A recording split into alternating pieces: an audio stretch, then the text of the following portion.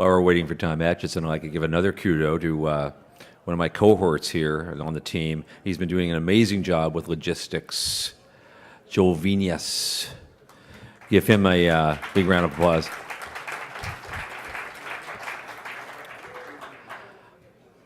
Okay, we're all back, we're all collected, we're all gathered, and we're going to start right in. The next company up is Sabre Astronautics.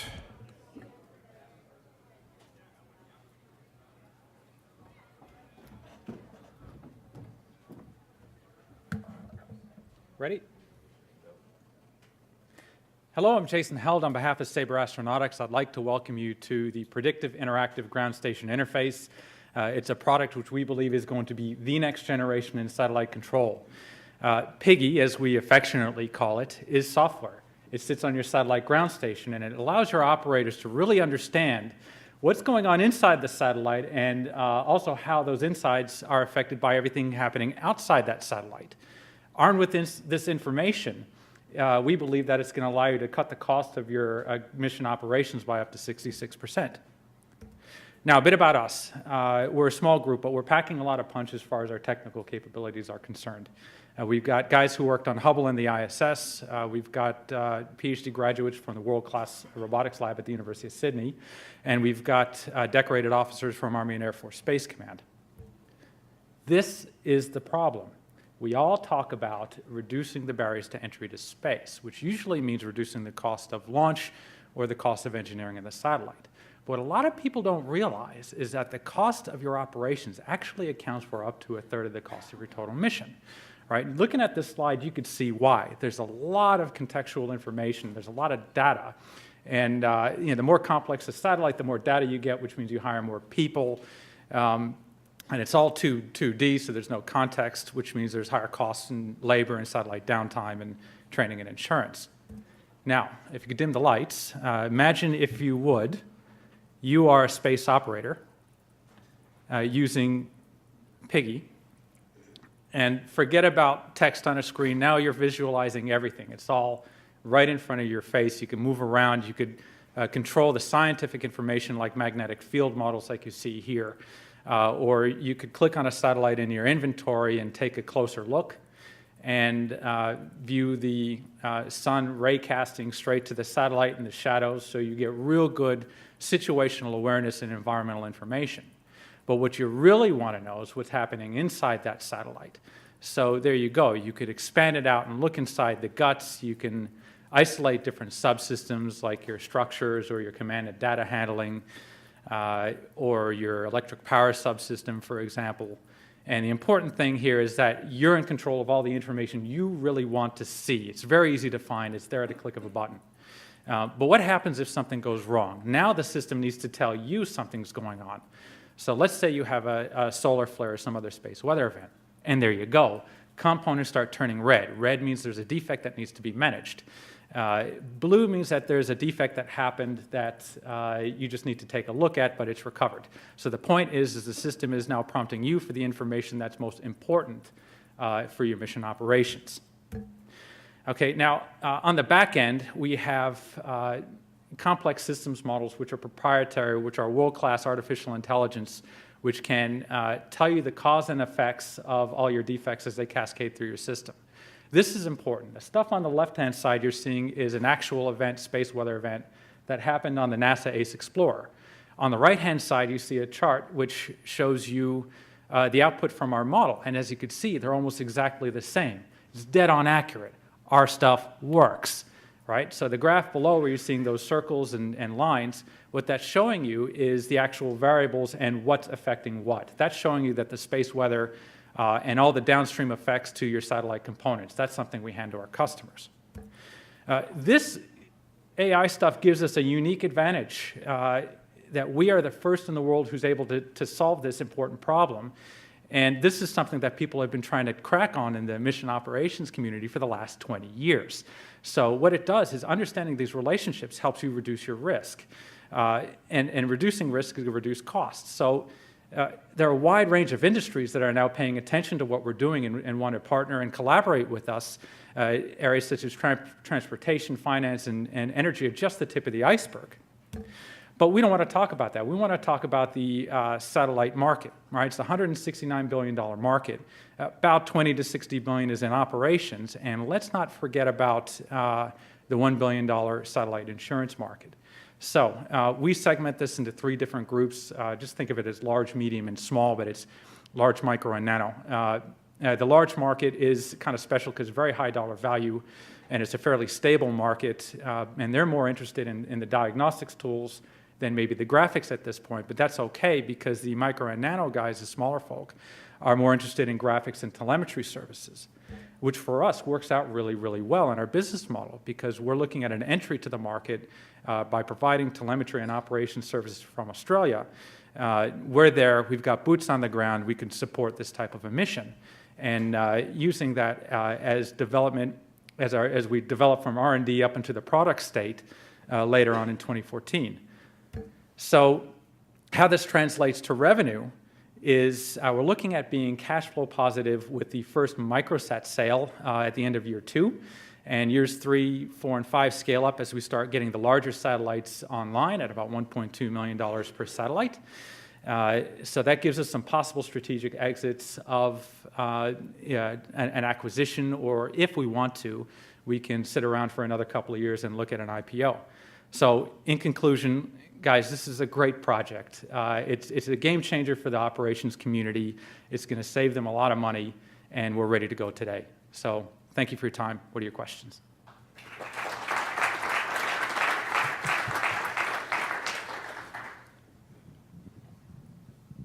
So you're planning on a single station in Australia for LEO?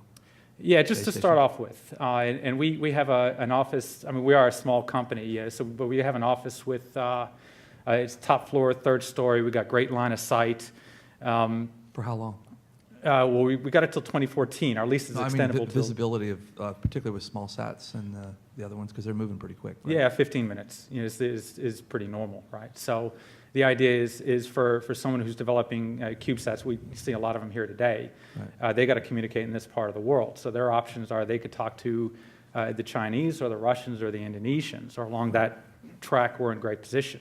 Right. And I'm positioning myself as an ally to these groups here in the United States. Right. But your service availability is going to be limited by the constellation that's above your base station. Always. For a period of time. Always, yeah.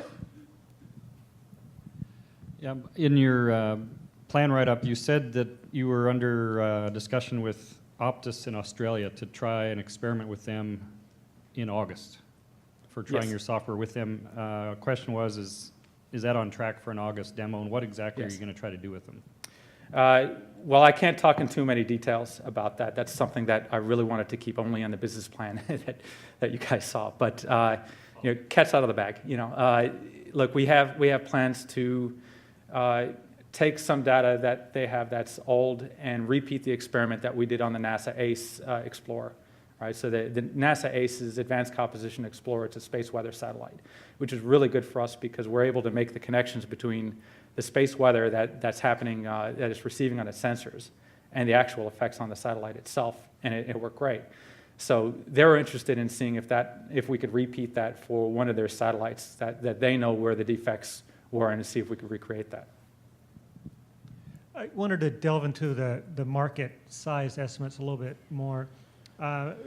We deal a lot with the geosynchronous satellites, and there, depending on the size of your fleet, you're spending $1 million to $2 million per year on flight operations, and maybe 1% on in-orbit insurance. You're talking about $1 million plus per satellite.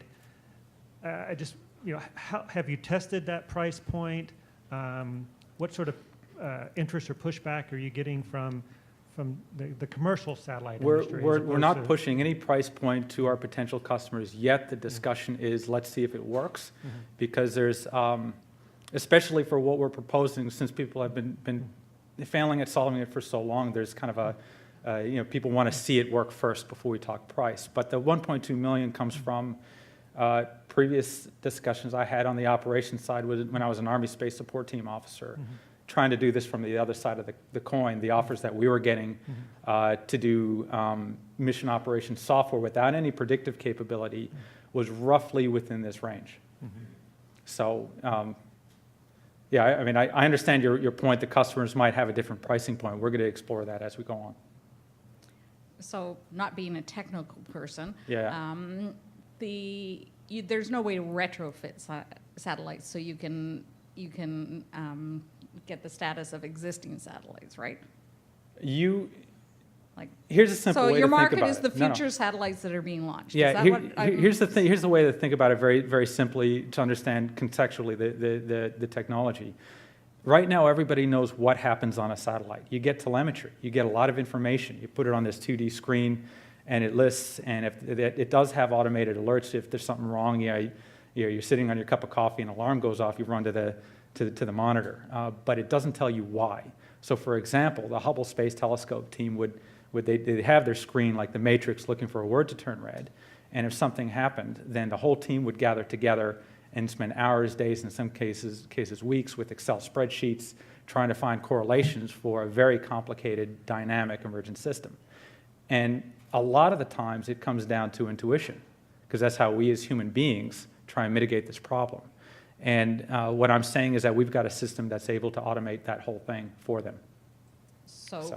So, for instance, in that example with the Yeah. Hubble telescope, could you have told them what was wrong? With this, yes. Thanks. Related to that validation test on the ACE data that you mentioned, that spacecraft was launched in '97, so the electronics are probably '95 vintage at best. And my question is during the 16 days you were testing that data against your models and whatnot, did they have any anomalies? And if they had anomalies and your system was plugged in, could they have done anything with that new knowledge of what happened? Okay, I love this question, actually, because this is kind of cool. We didn't test it over 16 days. We gathered the data over 16 days, about 2 weeks' worth to train models, right? And we trained it on the 2003 space weather event, which was one of the biggest events of its time. And we then tested it on data all through the next 5 years. So what that tells you, 8 years. So the 2011 space weather event, the models were still accurate. So what that tells you is that this model was time invariant. So the model that was formed in 2003 was still valid time after time after time up until the very last point. Now, I don't want to oversell it because, I mean, as far as research, there's a lot in here which is still quite new. And there are anomalies and errors here and there that we're finding, and that's just part of the process. But the fact that we were able to successfully do that and that the models are still valid 8 years later is a pretty strong statement. So, thanks.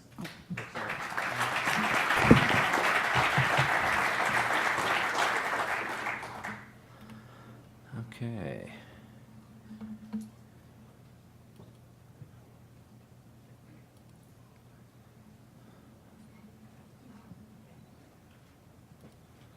All right. Oh, yes. I keep forgetting that.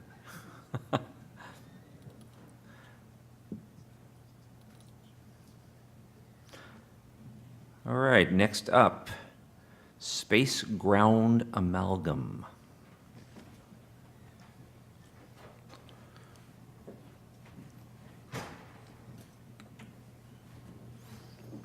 Thank you. Great.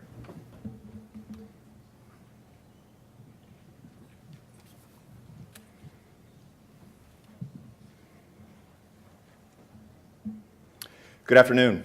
My name is Rick Sanford. I'm the president and founder of Space Ground Amalgam, and I'm here today to talk to you about inflatable and rigidized antennas for satellites.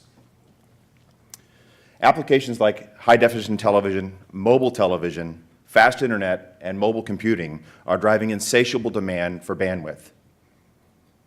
In satellites, size does matter.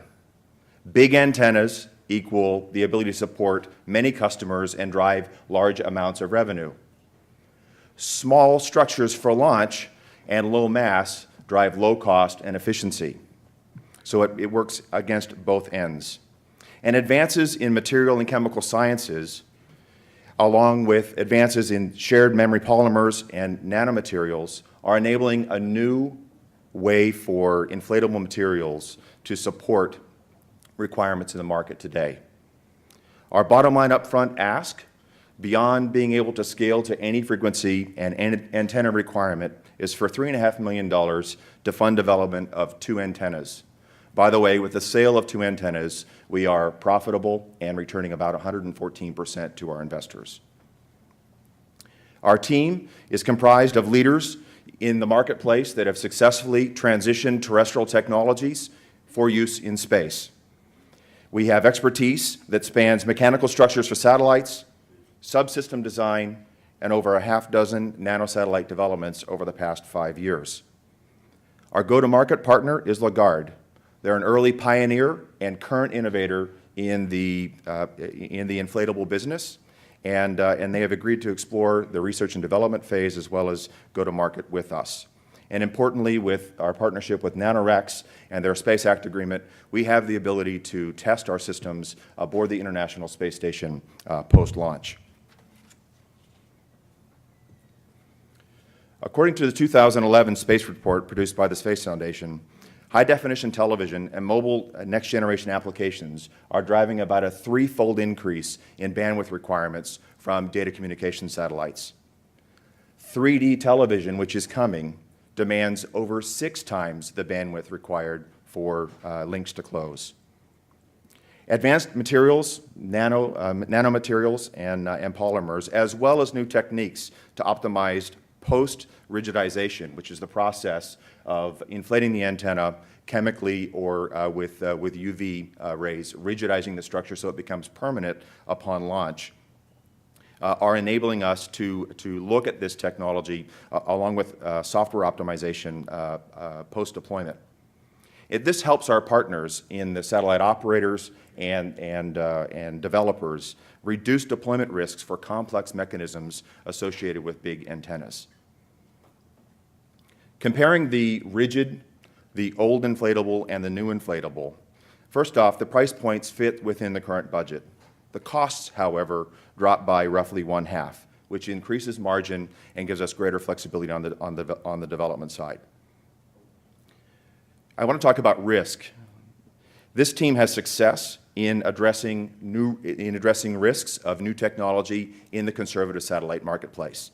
For example, being able to fly 12 million lines of software code in space versus 200,000, which was considered the industry norm, as well as success developing new processes for the way we go to market with new technology. And speaking of the market, our initial market is about $1 billion per year. And as I said to begin with, selling 2 units by 2016 puts us in a cash flow positive position with 114% ROI. We're going to establish beachhead accounts with known operators and manufacturers in the communications world because that's the market that we know. However, that market, with that approach and this opportunity, only addresses about roughly 1/3 of the addressable market. The broadcast market, including the 3D television, is a 6 times demand increase. There's a market for additional components and new markets, in particular for this group of organizations looking at deep space communications. Imagine being able to land a vehicle on the moon, let the dust settle, inflate and rigidize a large reflector. Gigabit capacity from the moon and beyond are a reality with this technology. The chart on the right is a notional growth chart over the next 10 years, showing a very conservative scale opportunity tied with this technology. Thank you, and I'll take questions.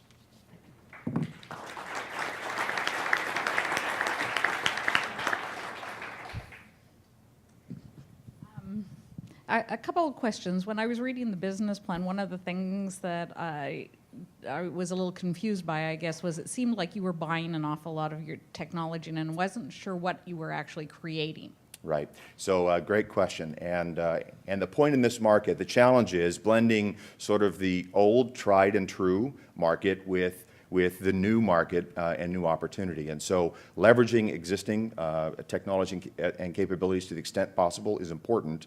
The development here has to do with the techniques around rigidization, the techniques around optimizing post-rigidization for very high precision demands associated with Ka-band 30 gigahertz types frequencies. The precision with inflatable technology to date has not allowed us to be able to support those very high bandwidth, or sorry, high precision requirements. So the innovation and the development and the patent discussion talks around that technique to be able to do that for large reflectors.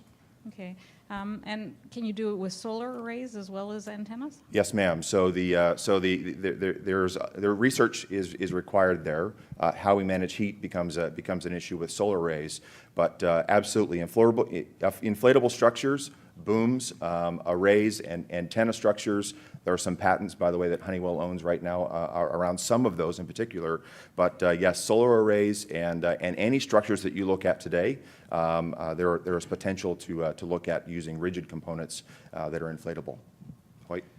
Rick, huge market opportunity, obviously. I think, as you just stated, the key risk seems to be the ability to tune it, the surface of the reflector, to high precision after it's been rigidized.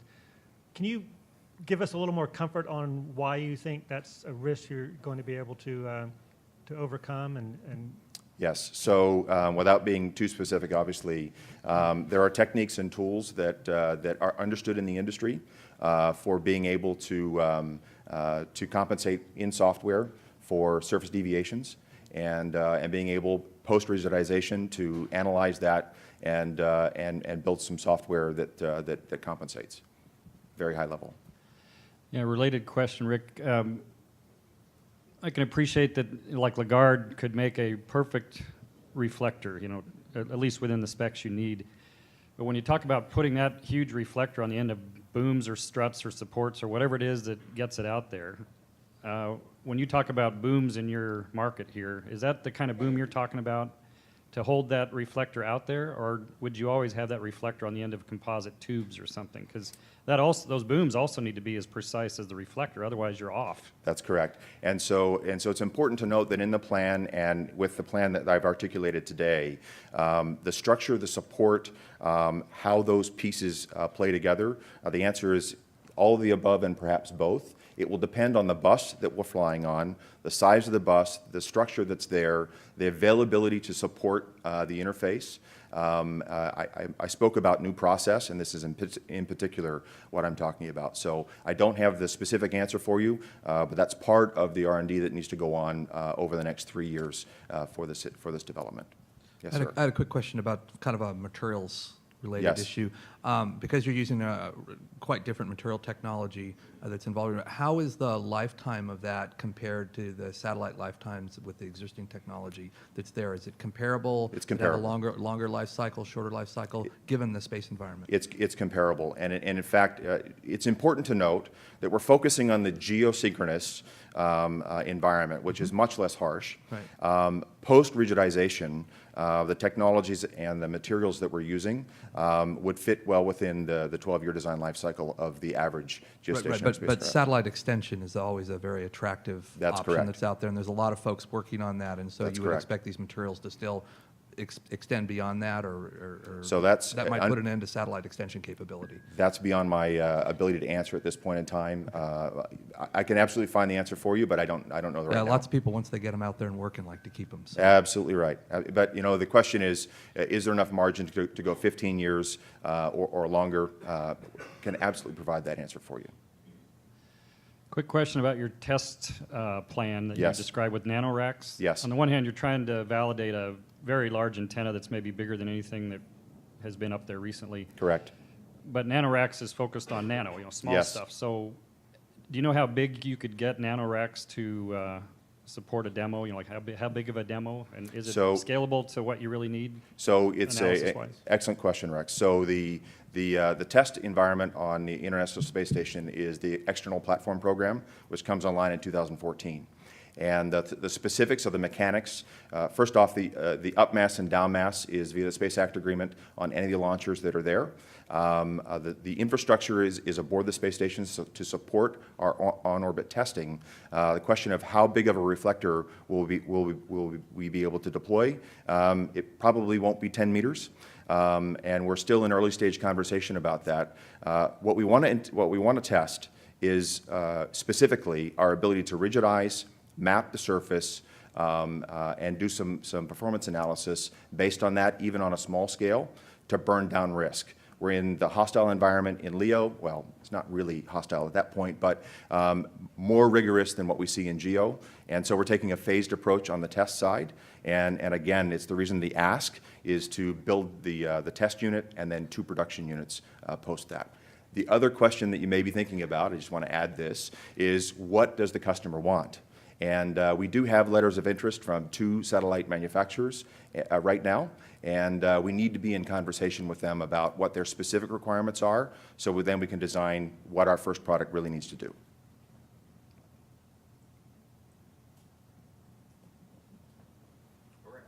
Thank you.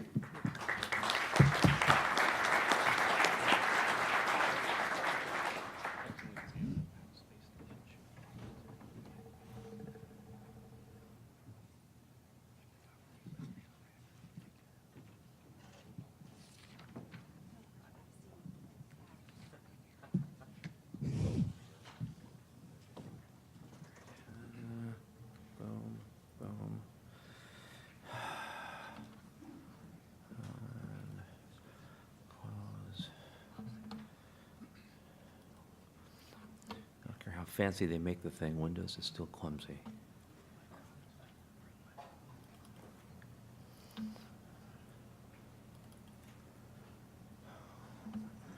And we go there. All right. Next up is Terapio.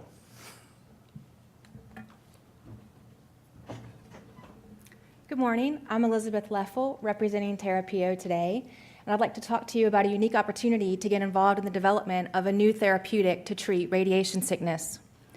This is important because right now, no treatment exists.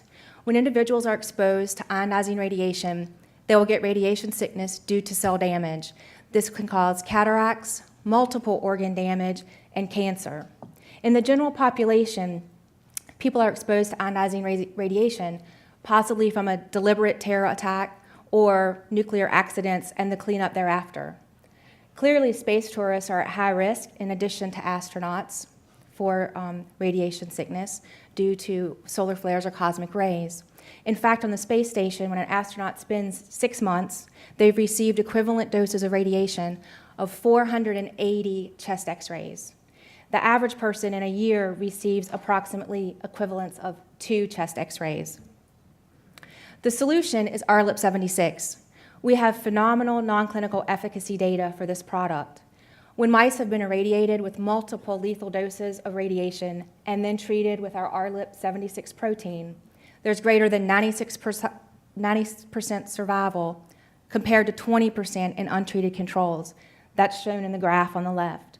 The graph on the right shows you that if you use a very small dose of RLIP 76 and administer it an entire day, 24 hours after lethal doses of radiation, there's still 100% survival in treated mice.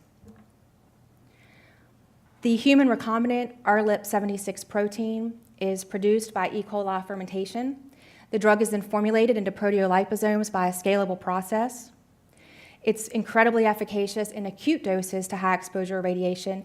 In addition to that, we think it's going to be very effective for long-term therapy because it's a naturally occurring protein. There aren't suspected toxic side effects, which is always a risk when you're developing a drug, and we think FDA licensure will not be a problem. Now that you know the problem is there's no treatment for radiation sickness, and the solution is RLIP 76, let's talk about how it works. This is a cartoon of a healthy cell. Reactive oxygen species and other metabolites are produced during natural mechanisms. The RLIP 76 is a transport protein in the membrane that takes these toxic components out of the cell. When a cell is exposed to injury, such as ionizing radiation, These toxic metabolites build up, overwhelming the RLIP-76 transport system. Our encapsulated proteoliposome adds to the RLIP-76 that's already in the cell, allowing the transport system to work more efficiently and basically detoxifying the cells. Our current customers are primarily the United States government. The various agencies are shown here. There is an opportunity for the international market, but within the United States, it's anticipated there's about a $700 million a year market. In fact, BARDA alone has awarded $56 million in contracts to only 5 companies, and we believe we would receive similar or even greater awards because RLIP-76 has a very unique mechanism of action. In addition to that mechanism of action being unique, it allows us to have multiple medical applications, not only as a radiation or a chemical countermeasure, but in diseases of the CNS and oncology. RLIP-76 can be repurposed from an oncology supportive medication into a radiation countermeasure, which also makes it attractive to the government. Our future market would be space tourism or space settlements, which is anticipated to be a $1 billion industry in less than 10 years. TerraPio expects charging $2,500 a week to a space tourist for prophylactic RLIP-76 treatment. Of course, astronauts are the critical unmet need that we're most interested in, even though it's a smaller number of people. Long-term space travel or spacewalks have high risk to radiation exposure. NASA, of course, would receive a highly discounted rate on price per dose, being a government agency, and being able to repurpose the drug in the strategic national stockpile that's managed by the Centers for Disease Control. Our path to FDA approval will be via the animal rule. Because it's unethical to test efficacy of our drug in people, you can't expose people to ionizing radiation just to test your drug. We'll be using animal models, and this requires us to get an investigational new drug license by the beginning of 2014, which will move into clinical trials and have FDA licensure by the end of 2016. Either of these points would be possible exit strategies by acquisition of the company, but the most lucrative one would be FDA licensure. When we deliver the medical countermeasure to the strategic national stockpile, that'll be the opportunity for the most revenue, but more importantly, it's the best opportunity for someone to have been involved in the development of the licensure of the very first treatment for radiation sickness. Our CEO has been a CEO of 5 successful biotechnology firms. In addition, he's an aerospace engineer and greatly understands the application that this could be for NASA. Our key partners include private industry, state and federal government, and universities. In conclusion, our key milestones have been the completion of 50 non-clinical efficacy trials where we've had really good clinical data and great prospects of taking this to clinical trials. We have increased production by 50 times, making this a scalable manufacturing process, and we expect our first revenue in 2016 at FDA licensure. Our request for Series B financing is $10 million to match the federal government revenue, and we estimate $15 million in Series C investment to get us to FDA licensure in 2016. Thank you very much. I'm happy to take questions.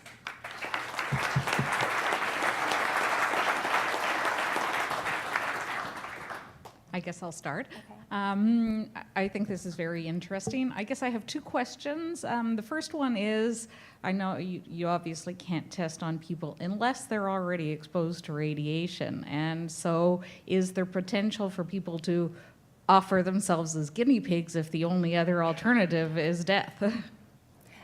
There is if we have a clinical protocol written ahead of time and have already gotten our investigational new drug license. So we're a couple years away from doing that, but yes, that's a possibility. The other attraction is if we do pursue an oncology supportive medication, we would obviously have clinical trials in real people with problems, and that data could support the radiation countermeasure application. And would it take, the cataracts and things like this, would they take those away? And how does it come out the radiation come out of your system? Well, that's a very good question. I don't think it would take the cataracts away. That would be prevention is what you would be looking at in something like cataracts. And it wouldn't actually reduce the radiation level in your body. It would just help the cells detoxify and then prevent further cell death and further cell damage. So once the damage has happened, RLIP-76 probably could not rescue that. 2 questions. One, for the space application, you're talking about persistent, long-term, 24/7 radiation exposure as opposed to an event that you then detoxify from. Right. So can you talk a little bit about the efficacy of your drug for, continual, you may take it for 6 months or even longer if you're going to Mars, right? If you're taking it every day for 3 years, what do you think happens to the cell structures or whatever? And then second question, you talked about a price point of say $2,500 per week for space tours, and that's obviously a small percentage of what they're paying for the ride. But talk a little bit about the margins, what it will cost you when you scale to produce a week's worth of Okay. of the chemical. Okay. First question, taking it for long term for 6, 12, 18 months. If we were to pursue that application, we would have to do longer term toxicology studies than we have planned. Right now, we have given in some of our non-clinical studies up to 9 doses without seeing adverse events in the mice. That's given it from something between every 6 hours up to every 18 or 24 hours. I would expect that there would be no problems taking it for longer terms. NASA has done a lot of research in just giving basic antioxidants prophylactically. Because this is a naturally occurring protein that's in your cells anyway, it shouldn't be any problems taking it long term. The second question was projections of cost for scale up. Well, profit margin. Profit margin, okay. Perhaps we have estimated too low of a possible cost we could charge per dose, but that would, the $2,500 a week per dose we have expected would certainly carry us with a very good profit margin. The actual percentage that was calculated of a difference of a profit margin, I would have to look that up. I don't know that. The whole story here sounds very compelling. You've got terrific progress so far with the data, with the mice. You have the IP coverage, you've got the partners, all that, and you've had something like over $10 million in financing already. And That's right. I didn't see anything in your plan write-up or even here that suggests what this $100,000 prize here would help you do to make any more progress than you're already making. And I'm just wanting to hear something about how this would help you out. Okay, can I go back slides? It's just better if you see this visual. Halfway down the slide, you see the long bar that says toxicology studies. That's all performed in animals, and there are a series of 5 to 8 studies that have to be performed to get that IND licensure, the small block, to allow you to go to clinical trials. The $100,000 would help accelerate that toxicology block. We could do more studies in parallel, so we may be able to do 3 or 4 in parallel and shorten that block in half rather than doing them sequentially.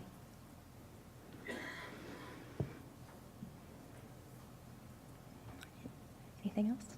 We're good. Thank you.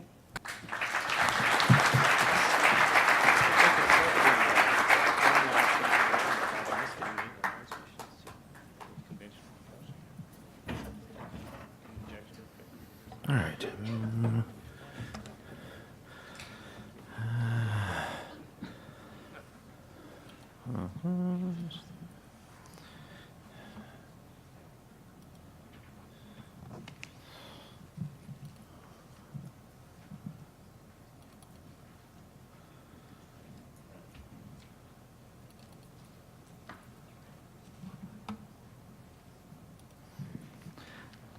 Getting better at these turnovers. Okay. Next up is Terminal Velocity Aerospace. Thanks. Terminal Velocity Aerospace is directly addressing 2 markets in the space industry. The first of those is for reentry data, and that has application to help improve safety for launch vehicle stages and spacecraft as they reenter. The second market is for small payload return, which has application to increase utilization of outer space. We're serving these markets through our suite of small reentry devices, or REDs. And the first of those is called RED Data, and it is currently available. It essentially is like a black box recorder for a spacecraft that survives during a reentry event. The team consists of myself, Dominic DePasquale, Dr. Robert Braun, and Dr. John Olds. Between the 3 of us, we have over 60 years of experience in the aerospace industry, And Dr. Robert Braun is one of the world's leading experts in planetary reentry. The market need for reentry data arises out of the fact that we really do not understand what is happening during a reentry and breakup event. And because of that, it creates risk and it forces us to be conservative. So there are several opportunities that are available, and we've spoken with several potential customers in the both commercial as well as government sector who have indicated that they have a high interest in this reentry data to either improve their reentry risk predictions, to design their spacecraft to intentionally break up so that it doesn't cause hazard to people and property on the ground, or to design their vehicle so that it does survive, so that it is reusable. There's also the benefit of extending the on-orbit life of satellites. Satellites currently carry some propellant that they must use in order to intentionally deorbit themselves at the end of their lifetime. But if we better understood what was happening during reentry, we'd be able to allow those satellites to stay on orbit longer. And the revenues that these satellites typically generate are on the order of several $100,000 to several $1 million per month. So this is a significant benefit. The solution that we are offering is called Red Data. And what Red Data is essentially a basketball-sized device.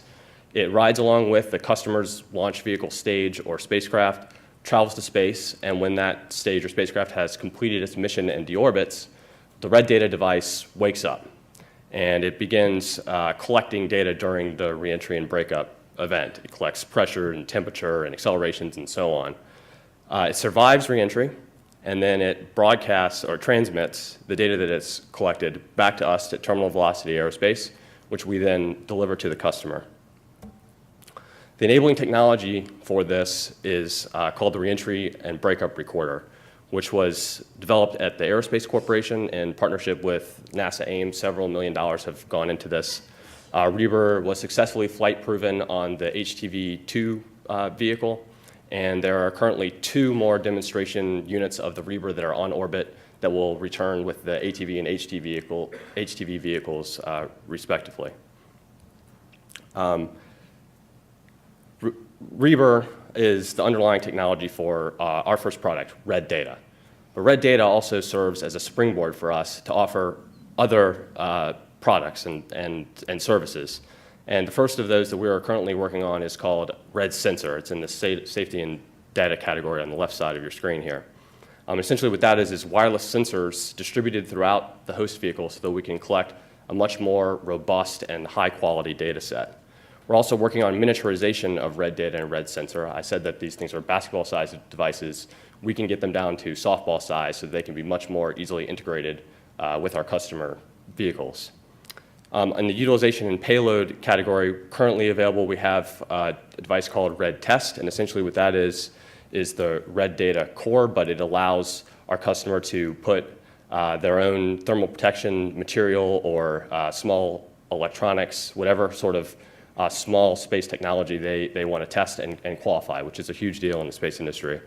And then we are working on a device called Red Treasure, which will be a recoverable version to return small novelty items from space. We're doing this through our R&D relationships with the Georgia Tech Space Systems Design Lab and the Aerospace Corporation. In terms of revenue, a key part of our business model is low investment to first dollar. We need to sell only 2 Red Data units in order to be cash flow positive, and then our projections show that we can have revenues of about $5 million by the end of the 6th year. Total revenue potential is around $21 million per year for the products that I showed on the previous page, and there are others that we're also working on. The amount of investment that we are seeking today is simply $150,000. And what that does is it allows us to pay for some of the non-recurring expenses associated with production of the first Red Data unit. It also has the benefit of unlocking or activating grant funds that can go to the Georgia Tech Space Systems Design Lab to be used on development of these other devices, miniaturization, as well as development of Red Treasure. We can provide, or we're forecasting a 20x return on this $150,000 within the 6-year time frame, and the most likely exit scenario for the investor would be buyout. So they would own an interest in the company, and we would buy that back. earlier exits are possible at a lower rate of return. Thanks, and I'd be happy to take any questions.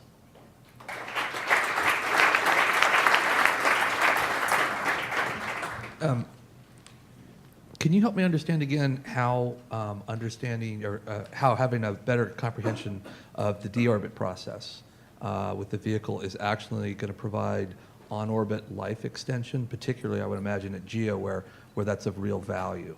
I'm not sure I'm understanding that Yes, connection. this would not have an application at GEO. It would be Okay, so I for misunderstood. LEO satellites only, right? Okay. Does that answer your question? Yeah. Okay. Yeah, I appreciate this whole concept, partly because it's simple and proven already by the Aerospace Corporation experiment, also because of these adjacent markets that are pretty obvious when you start talking about other things. One market you didn't touch on too heavily, but I think it could blossom in the next decade is early sample return from research going up on Space Station or on Dragon Lab or on Bigelow modules. And to get those back from some platform like that, you need a deorbit propulsion module of some sort to slow you down. And have you sized that or looked at that about how you would get something to pop off Space Station without riding along with some other vehicle and just pop off deorbit itself and come back down? And Yeah. how big would that be? Mm-hmm. It's a good question. We've done some preliminary analysis of that ourselves at terminal velocity, and currently Georgia Tech is going to the next level of analysis on that. Certainly there are two, I think, sort of enabling technologies. One is the deorbit, and one is recoverability and how you do that exactly. So yeah, we think it needs to scale up to be on the order of like a 30 kilogram size device. In terms of and that would be chemical propulsion deorbit and parachute recovery, so kind of the lowest or highest TRL technologies. Can you talk a little bit about what users would want to use your reentry as a sort of flight qualification or testing platform versus, say, what NanoRacks is planning to do with this external rack on the space station? Sort of what business do you get? What business do they get? How do you split up the market? Okay, great question. We want to provide the service of either returning the payload on NanoRacks, 1U or 2U experiment. You open this thing up, you put it inside, you put it out the airlock, and we'll return and recover it. That's the station payload recovery kind of service. In terms of the test, the red test service, again, we want to provide this platform. So you as a customer would come to us and you would say, hey, I have this new thermal protection material, and I want to put it on your test vehicle. And I have already found a lot of interest for that. I was over talking to the Japanese Space Agency, and that's actually their #1 interest. Earlier this week, I was at NASA Ames, and they are about to finalize ArcJet testing on a new conformal TPS that's a felt-based silicone ablator. And they are looking for opportunities to flight qualify it, essentially. And so it's people like that have these new technologies that we'd be able to work with, yeah. I can see markets, particularly, as Rex said, in sample returns and also your testing. I'm a little confused about why somebody would want to send cremains to the space and have them come back, you know? But more than anything else, I don't understand the IP. If Ames and Aerospace developed this, how are you, what IP is yours? Okay, yeah, I should have clarified that. We hold an exclusive license to the technology as well as to the patent. And the patent is for any device which returns along with a host vehicle and transmits data. So that covers red data as well as red sensor. And there's a couple others that I list there in the business plan that you may have seen that are more along the lines of a true black box recorder for a crewed vehicle or something like that. It also covers that. So we've licensed that technology, and the relationship with Aerospace Corporation calls for continued sharing. So red sensor I mentioned is currently in development. Aerospace Corporation is actually doing a lot of that work right now, and we would look to commercialize it. That answer your question? I had one question. Go ahead.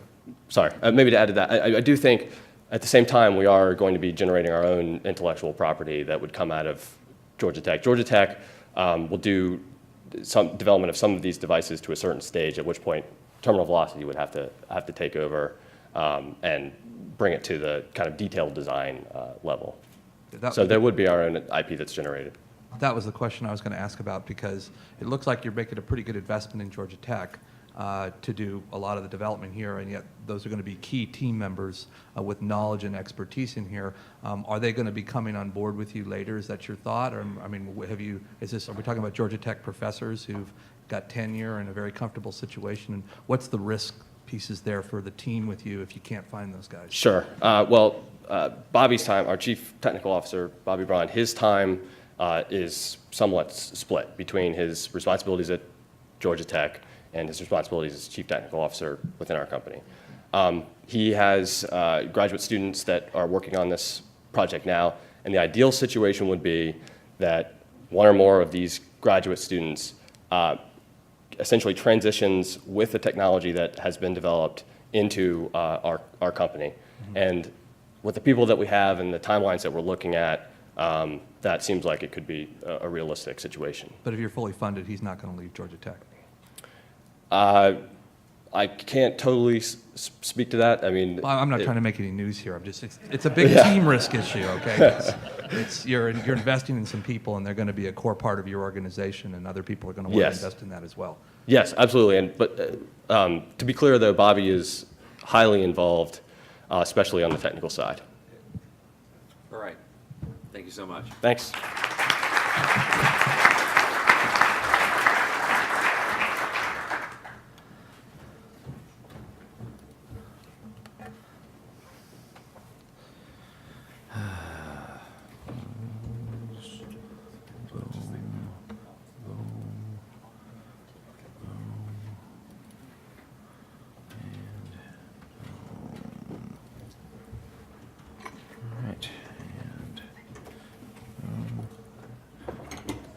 Here we go.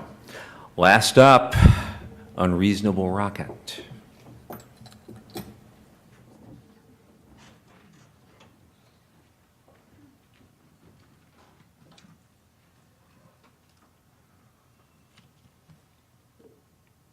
Hello, my name's Paul Breed.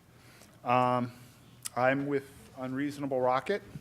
I'm an entrepreneur who's been creating and testing things for a long time. I've built multiple engineering organizations and done entrepreneurial development in fields in everything from Formula One boats to consumer products to full military qualified products. I'm here today to tell you how we're going to get to space in an inexpensive manner. Snapshot. The concept is to provide nanosat launch. I mean, a third of the people who presented before me need nanosat launch as part of their business. They need it in a scheduled, predictable way. There are over 250 nanosats waiting for a ride. Industry projects 100 a year. The present nanosat launch scheme is very similar to hitchhiking. I'm going to show you a plan that's cash flow positive at the end of 2 years. I'm not a slideware company. My slides aren't great. I have real hardware to show. I've been building real hardware for a long time, and we'll go from there. All nanosats today launches secondary payloads. That's a hitchhiker, meaning the primary payload sets the schedule, sets the orbit, and sets all the other parameters. How many people came to the conference today hitchhiking? Don't see any hands. It's free. Why didn't you hitchhike? It's because there are risks and costs other than the cost of the ride. You can't pick your orbit. You can't look dangerous, much less be dangerous. So we had a guy talking about secondary propulsion. I don't think getting the primary payload to accept your secondary propulsion is going to be quite as easy as he made it seem. You can't control the schedule. If your primary payload is delayed for a year, you have to hold your team together for a year while the primary payload dithers around. That will cost more than what I'm going to charge for a full launch. I mean, you can't do iterative development. You can't fly constellations if you can't control the schedule.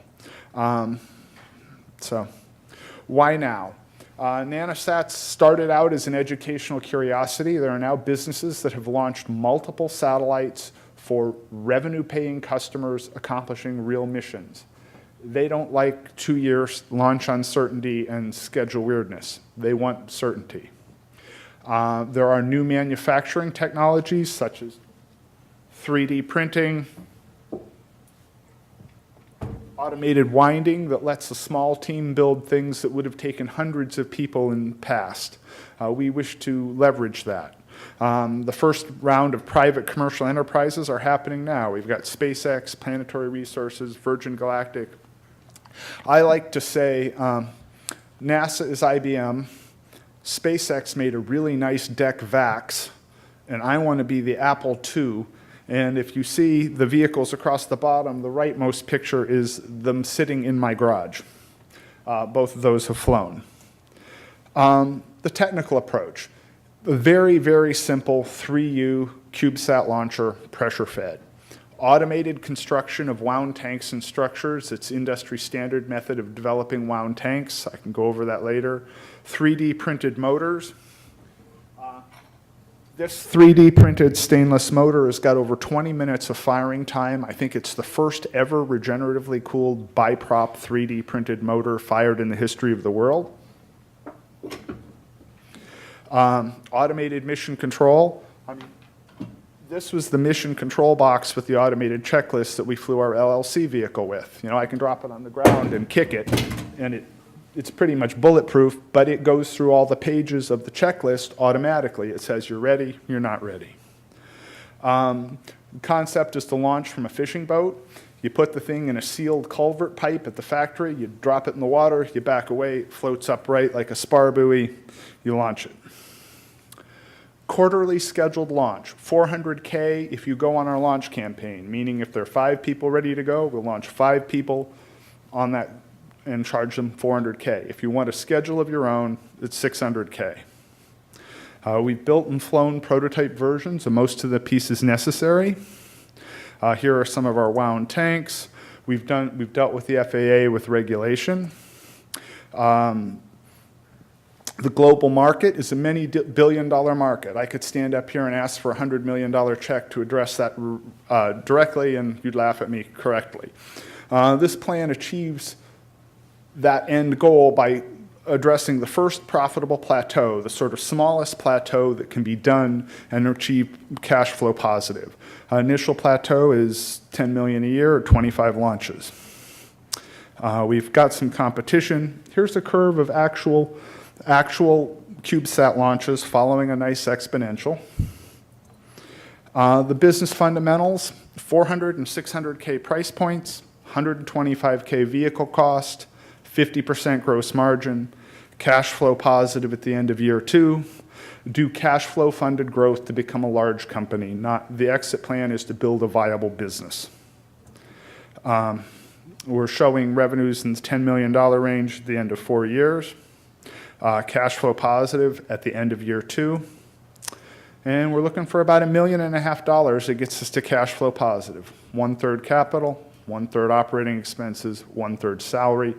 As founder, I will take no salary until the company is cash flow positive and will continue to contribute $150K a year during development. And we're ready for questions.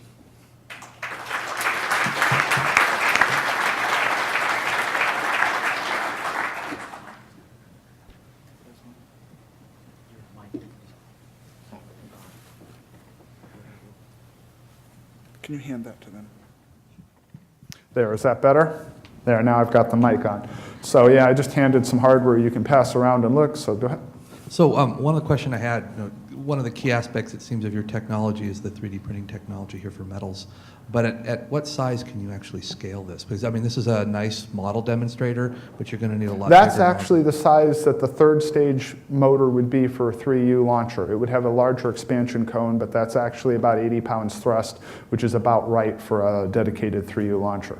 But how big will this scale? Presently, the present technology can go into about a 10-inch cube, which gets you about an order of magnitude, so another 30 kilograms instead of, or 60 kilograms instead of 6. The technology's evolving. Okay. First stage probably would have a more traditional construction. Yeah, by the time you had to cut off and freeze your business plan write-up, I think since then, Virgin Galactic announced a new dedicated... Yeah, I had a pitch in my business plan about why Virgin Galactic wouldn't be in there. I can address that with the slides on competition. One of the problems with Virgin Galactic and X-Core is they're going to be really secondary payloads because they're manned vehicles. So they're going to have restrictions on safety and things like that that are going to be very similar to the secondary payload restrictions. Right now, Virgin Galactic is planning to stage out of New Mexico. No one has ever gotten an FAA launch license for interior launch. So if they're going to do launch, they're going to have to set up a base someplace on a coast.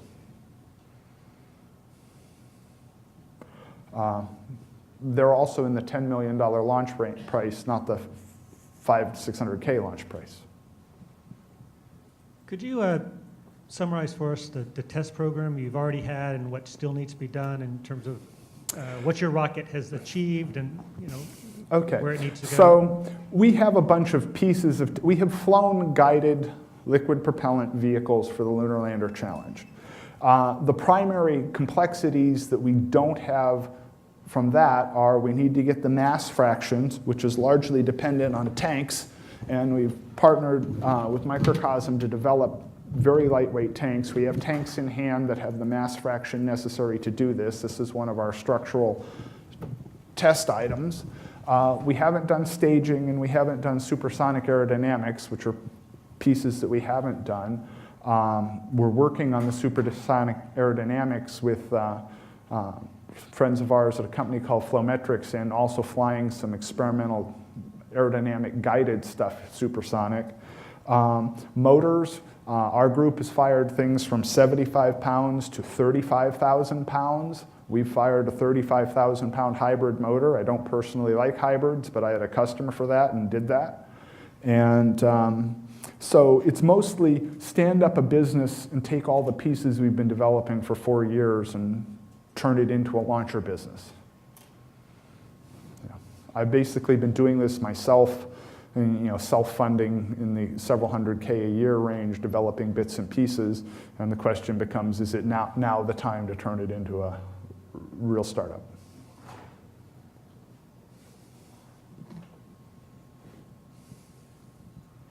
And so to date, how high is one of your rocket launches flown? Well, that's an interesting question. My guided vehicle has been to 1,000 feet. My unguided supersonic test vehicles have been to 18,000 feet. That's not very high, but the performance is really about mass fraction. And for the Lunar Lander Challenge, we had the vehicles with the lightest mass fraction and the lightest weight comparatively. And we have to do the development there. One other question for you. So what aspect does reusability of your vehicle play on the economics of your flight? And what are you doing for recovery, particularly since you're going to be recovering from... When I grew up, TVs were repairable. Now you can throw them out. That was accomplished by making the manufacturing really cheap. I have no recoverability plans at all. The goal is to set up a mostly automated facility to just crank these out at low cost and throw them away. Reusability would be cool. It's really hard.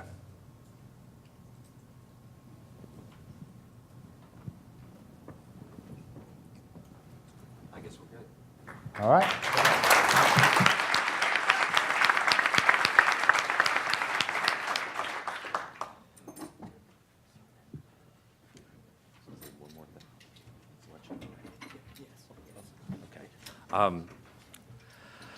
I think everyone we've seen today are just amazing, amazing companies. I think we should all give them a big round of applause for their great work.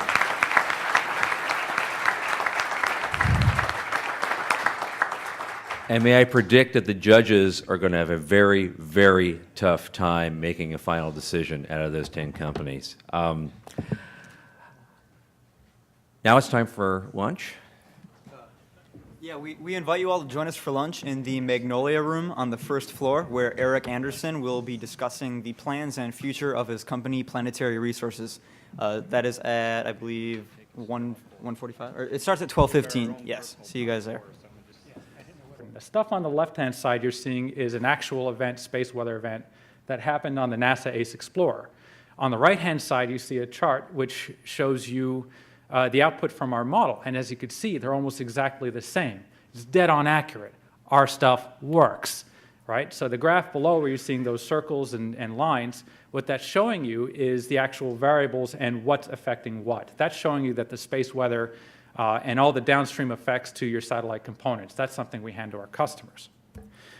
This AI stuff gives us a unique advantage that we are the first in the world who's able to solve this important problem.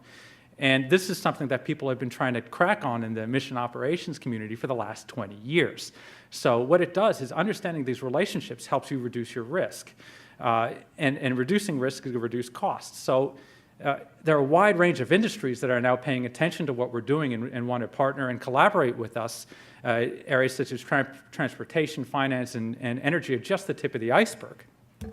But we don't want to talk about that. We want to talk about the satellite market, right? It's a $169 billion market. About 20 to 60 billion is in operations. And let's not forget about the $1 billion satellite insurance market. So we segment this into 3 different groups. Just think of it as large, medium, and small, but it's large, micro, and nano. The large market is kind of special because it's very high dollar value, and it's a fairly stable market.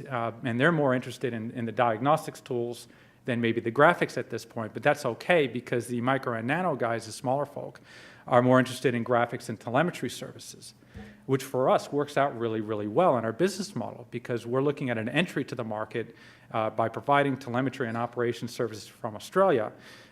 We're there, we've got boots on the ground, we can support this type of a mission. And using that as development, as we develop from R&D up into the product state later on in 2014. So how this translates to revenue is we're looking at being cash flow positive with the first microsat sale at the end of year 2. And years 3, 4, and 5 scale up as we start getting the larger satellites online at about $1.2 million per satellite. So that gives us some possible strategic exits of an acquisition, or if we want to, we can sit around for another couple of years and look at an IPO. So in conclusion, guys, this is a great project. It's a game changer for the operations community. It's going to save them a lot of money, and we're ready to go today. So thank you for your time. What are your questions?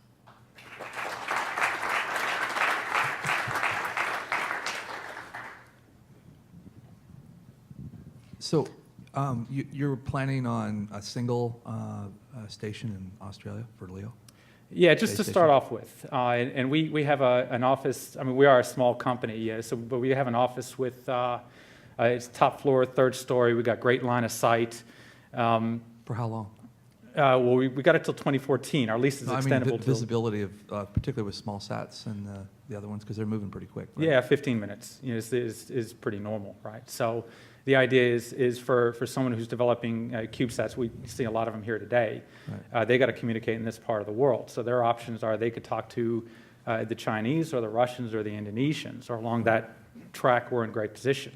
Right. And you know, I'm positioning myself as an ally to right. these groups here in the United States. Right. But your service availability is going to be limited by the constellation that's above your base station. Always. For a period of time. Always, yeah.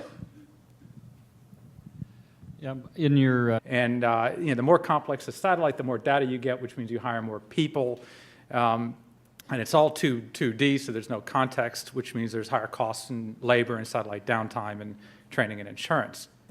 Now, if you could dim the lights, imagine if you would, you are a space operator using Piggy, and forget about text on a screen. Now you're visualizing everything. It's all right in front of your face. You can move around. You could control the scientific information like magnetic field models like you see here.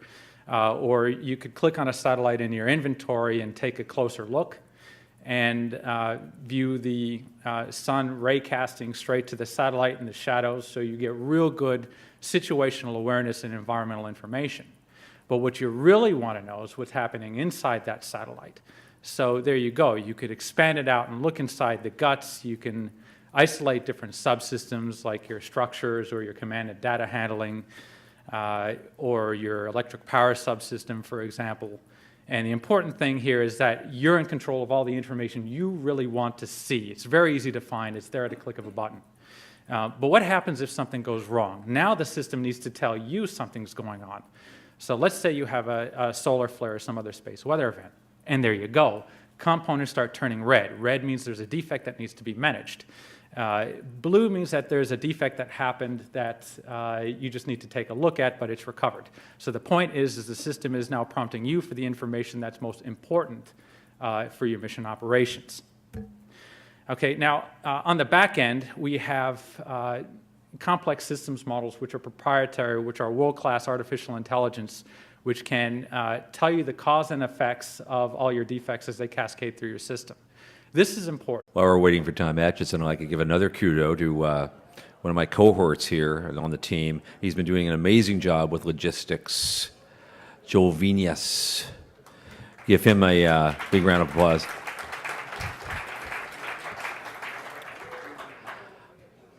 Okay, we're all back, we're all collected, we're all gathered, and we're going to start right in.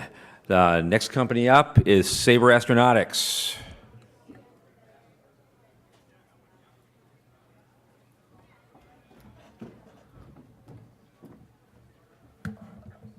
Ready?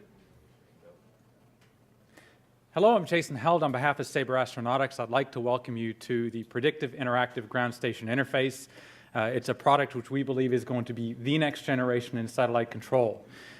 Piggy, as we affectionately call it, is software.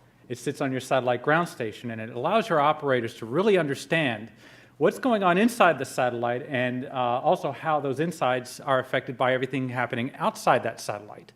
Armed with this information, we believe that it's going to allow you to cut the cost of your mission operations by up to 66%. Now, a bit about us. We're a small group, but we're packing a lot of punch as far as our technical capabilities are concerned. We've got guys who worked on Hubble and the ISS. We've got PhD graduates from the world-class robotics lab at the University of Sydney.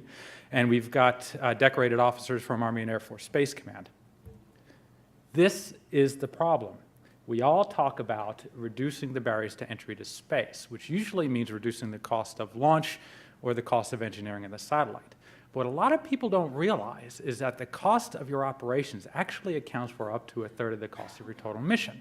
Right? Looking at this slide, you could see why. There's a lot of contextual information. There's a lot of data.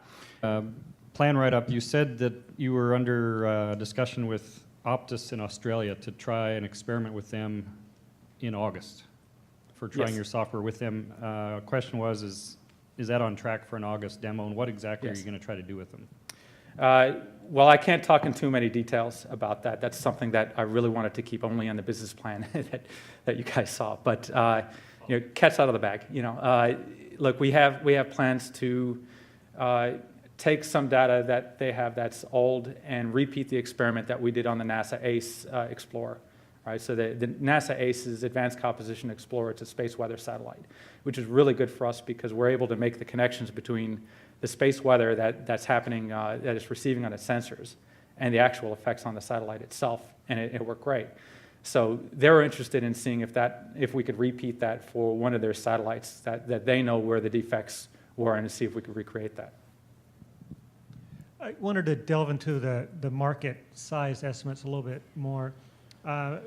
We deal a lot with the geosynchronous satellites, and there, depending on the size of your fleet, you're spending $1 million to $2 million per year on flight operations, and maybe 1% on in-orbit insurance. You know, you're talking about $1 million plus per satellite. I just, you know, have you tested that price point?